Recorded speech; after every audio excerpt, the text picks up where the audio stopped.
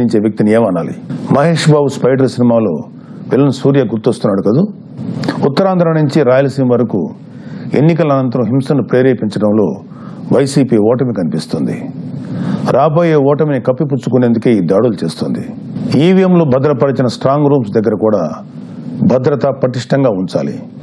అక్కడ central government వారిది 3 ఇంచుల సెక్యూరిటీ ఉంది.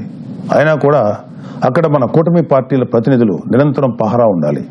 ముఖ్యంగా మన జన సైనికులకి, వీర మహిళలకి నా అభ్యర్థన ఏంటంటే, ఎక్కడైతే జనసేన పోటీ చేసిన ప్రాంతాల్లోని ఈవీఎంస్ భద్రపరిచిన స్ట్రాంగ్ రూమ్స్ ఉన్నాయో అక్కడ మన జన సైనికులు వాలంటీరింగ్ చేసి కాపులాగా కూర్చోవాలి. ఈ అవకాశాన్ని ముఖ్యంగా మనం వదులుకోవద్దు, వాడుకుందాం. ఈ వైసీపీ దుర్మార్గులను ఏ దేశంలోనూ తేలిగ్గా తీసుకోవద్దు.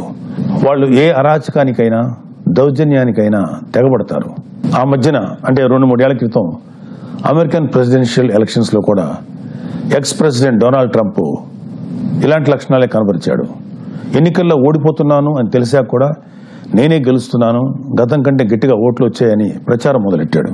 ఫలితాలు వచ్చాక కూడా నానా యాగి చేసి కుర్చీ వదలంటే వదలని అలాగే భీష్మించు కూర్చుంటే వైట్ హౌస్ నుంచి పంపేశారు.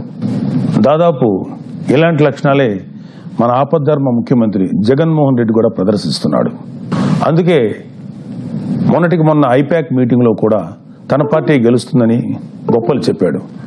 అతని మానసిక స్థితిని వంట పట్టించుకున్న ఉత్తరాంధ్ర నాయకుడు ప్రమాణ స్వీకార ముహూర్తం, విశాఖల స్థలం అన్నీ ప్రకటించేశాడు. జూన్ 4 తర్వాత వీళ్ళందరినీ విశాఖలో ఉన్న ఆ ఆసుపత్రిలో చేర్చాల్సిందే. ట్రంప్ లాగే జగన్ కూడా కుర్చీ వదులుకోవడానికి ఇష్టపడ్డాం. తన ఉన్మాద బృందంతో రాష్ట్ర వ్యాప్తంగా దాడులు, హింసకు తెగబడే ప్రమాదం లేకపోలేదు. దీనిపై కేంద్ర ప్రభుత్వానికి ఖచ్చితమైన సమాచారం ఉంది. అందుకే వచ్చే నెల 15వ తేదీ వరకు కేంద్ర బలగాలను మోహరించాలని చెప్పింది. మన వంతుగా కౌంటింగ్ ముగిసే వరకు కౌంటింగ్ కేంద్రాల దగ్గర, పార్టీ కార్యాలయాల దగ్గర కూటమి శ్రేణులు అప్రమత్తంగా ఉంటూ ప్రతి కూటమి కార్యకర్త ఈ కేంద్రాలను పర్యవేక్షిస్తూ ఉండాలి. ఆంధ్రప్రదేశ్ రాష్ట్రం ఈ అరాచక శక్తుల చేతుల నుంచి అభివృద్ధి సాధకుల చేతులకు మారే సమయం దగ్గరలోనే ఉంది. అందరం ఆ శుభగడి కోసం వేచి చూద్దాం.